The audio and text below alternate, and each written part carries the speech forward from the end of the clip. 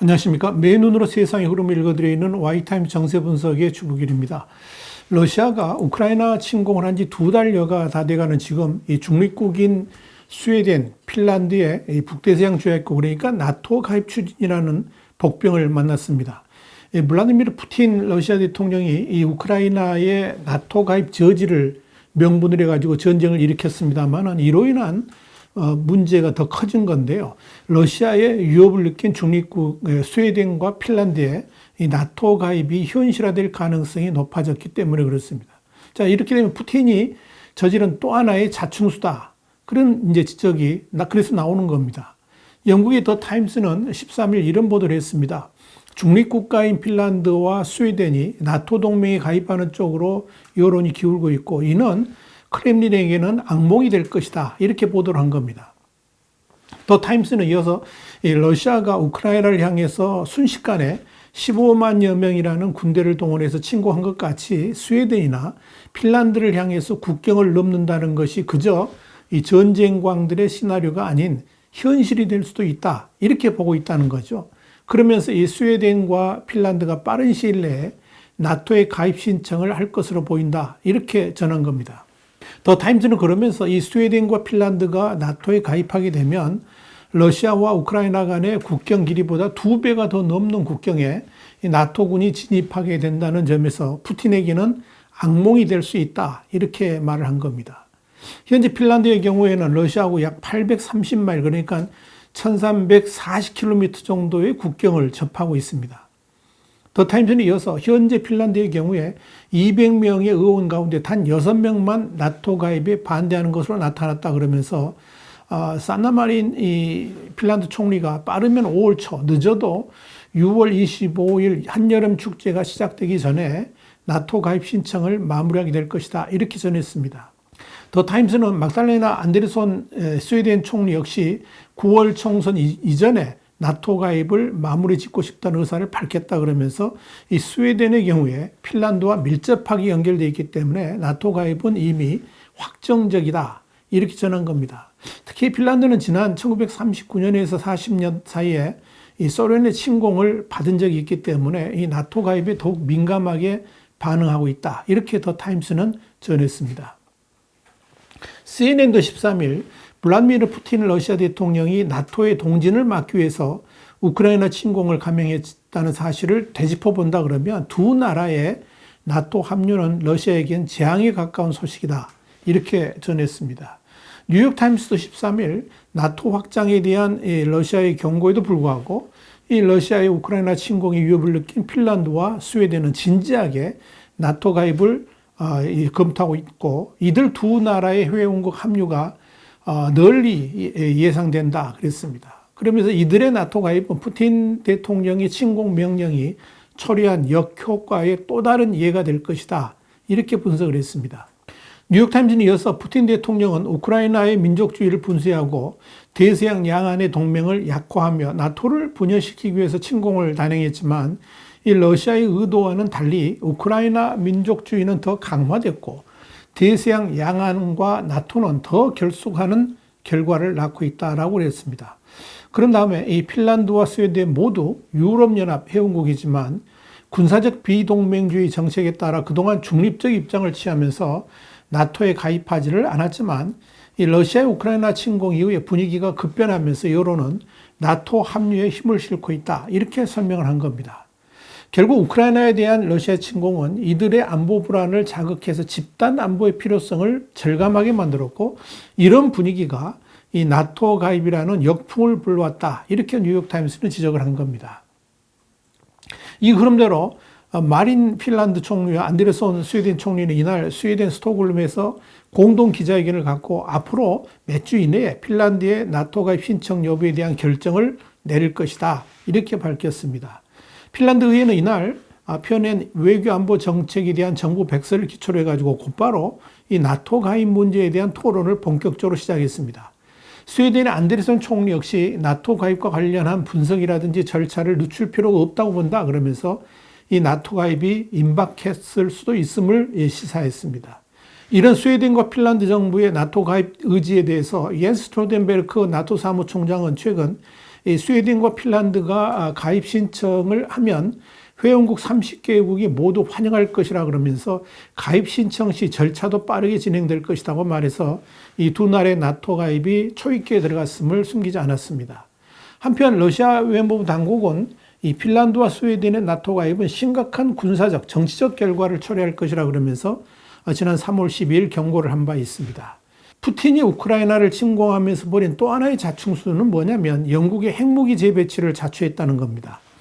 영국 일간 가디언은 12일 영국이 14년 만에 미국 핵무기 재배치를 추진하는 정황이 확인됐다라고 보도를 했습니다. 일단 영국 국방부는 확인해 주지 않았지만 자체 핵무기도 보유하고 있는 영국은 작년 냉전 종식 후에 처음으로 핵탄두 보유 수량을 260kg, 40%가량 늘리겠다라고 밝힌 바 있어서 이 가디언지의 보도는 사실일 가능성이 아주 높습니다. 가디언지는 그러면서 미 국방부는 최근 2023 회기년도 국방예산안에 기재된 특수무기 보관을 위한 인프라 투자 진행국 명단에 영국을 추가했다 그러면서 해당 문건에는 나토는 벨기에와 독일, 이탈리아, 네덜란드, 영국, 터키 내에 이 핵무기 보관 장소의 보안 조처와 통신체계, 시설 개선을 위한 3억 8,400만 달러 규모의 13개년 계획, 그리고 13년에 이어서 계속된 계획을 마무리 짓고 있다라고 돼 있다. 이렇게 전했습니다. 이 같은 사실을 처음 알린 미국 과학자연맹, 그러니까 FAS의 핵정보 프로젝트 담당국장인 한스 크리스텐슨은 문건에는 나와 있지 않지만 해당 시설은 런던에서 북동쪽으로 약 100km가량 떨어진 레이크니스 공군기지인 것으로 보인다라고 가디언지에 말했습니다. 크리스텐슨 국장은 이어서 레이크니스 공군기지가 B-61, 12 등 이 핵무기 운용 능력을 갖춘 미국 스텔스 전투기 F-35A가 4개월 전에 유럽 최초로 배치된 장소라는 점을 주목할 필요가 있다. 이렇게 강조를 했습니다. 자, 여기서 주목할 것은 레이크니스 공군기지입니다.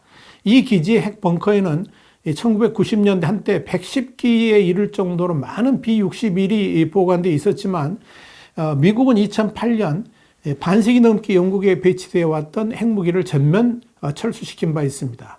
그동안 미국과 러시아 등은 군축을 논의하면서 또 다른 한편으로는 핵무기 현대화에 박차를 가해왔는데 이 과정에서 무유도 항공폭탄인 B-61을 유동 능력을 갖춘 스마트 폭탄으로 개량을 했습니다. 만약 이 가디언지의 보도가 맞는다 그러면 이건 러시아에게는 상당한 경고성의 메시지를 던져줄 수 있을 것으로 보입니다. 러시아의 푸틴 대통령이 우크라이나 전쟁과 관련해서 핵무기를 사용할 수도 있다고 공언하는 마당에 영국이 미국의 최신 핵무기를 도입해서 배치했다는 것 자체가 이 러시아에게는 엄청난 억지력으로 다가갈 수 있기 때문에 그렇습니다. 결국 푸틴이 우크라이나 침공을 하면서 핵무기 사용 운운한 것이 더 큰 화를 불러왔다. 이렇게 봐도 무방할 겁니다. 자, 세 번째 자충수. 이 러시아의 우크라이나 침공으로 인해서 푸틴이 저지른 또 하나의 자충수가 뭐냐면 러시아 주변 국가들의 국방력 강화는 물론이고 무장이 훨씬 더 강해졌다는 점입니다.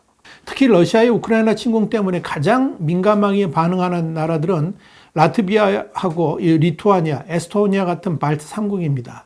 이들 국가들은 과거 구소련 연합에 속했다가 1991년 독립했기 때문에 이 러시아와 국경을 맞대고 있으면서 이 유럽연합과 나토에 가입해서 친서방 정책을 택하고 있습니다. 그렇기 때문에 이 러시아의 무력 행동 표적이 될 수 있다라고 보고 있습니다. 자, 이런 측면에서 리투아니아는 지난 11일 이 발트 지역의 북대서양 조약국, 그러니까 나토 주둔 병력을 기존의 대대급에서 여단 단위로 증강하기를 원한다. 이런 뜻을 밝혔습니다. 에스토니아도 나토 병력 증강을 요청한 후에 영국군 수백 명이 러시아 국경에 배치되었다고 영국의 더 타임스가 13일 보도한 바 있습니다.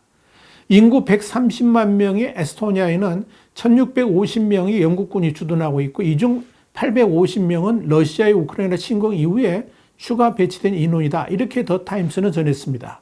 2014년 러시아의 크림반도 강제 합병 후에 안보 위협이 고조가 되니까 나토는 2017년부터 이 발트 3국과 폴란드에 4개 대대 규모 병력을 주둔시키고 있습니다.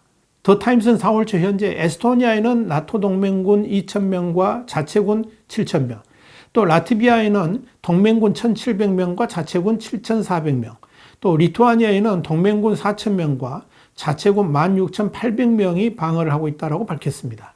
또한 에스토니아는 러시아 해군의 위협에 맞서기 위해서 대한 미사일과 기뢰를 구입했고 국방 지출을 GDP의 2.5% 늘렸다. 이렇게 더 타임스는 전했습니다. 이런 발트 3국의 영토 수호 의지에 대해서 미국도 강력하게 지지하고 나섰습니다.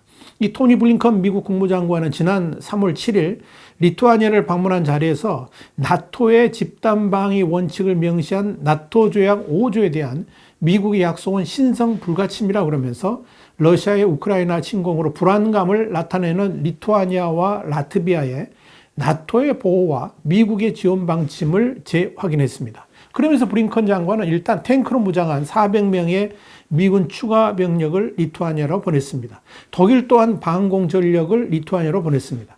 이번 병력 배치와 군사훈련으로 리투아니아에 배치되는 나토 병력은 현재 3,000명에서 이달 말 4,000명으로 늘어날 것으로 보입니다. 이 블링컨 장관은 또 미국과 나토는 발트 3국 내에 병력 연구 주둔 문제도 논의하고 있다고 했고 기타나 나우세다 리투아니아 대통령은 이날 블링컨 장관에게 발트해 지역에서 악화하는 안보 상황은 우리 모두의 문제이고 또 세계의 큰 걱정이다. 그러면서 이 억지 정책은 더는 충분하지 않고 이제는 전방 방어가 필요하다라고 말을 했습니다.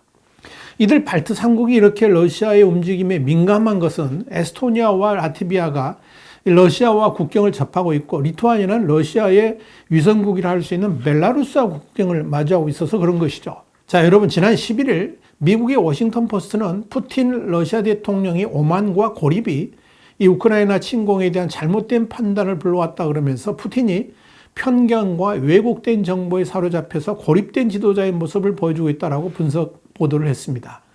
이 워싱턴 포스트는 그러면서 이 푸틴 대통령은 스마트폰을 사용하지 않는 것으로 유명하고 인터넷에도 거의 접속하지 않는다 그러면서 수년 동안 러시아의 독립 언론들을 사라지게 했고 그러다 보니까 건설적인 피드백이 없는 권위주의적 체제를 구축한 것이 푸틴의 최대 실수다 이렇게 지적을 했습니다.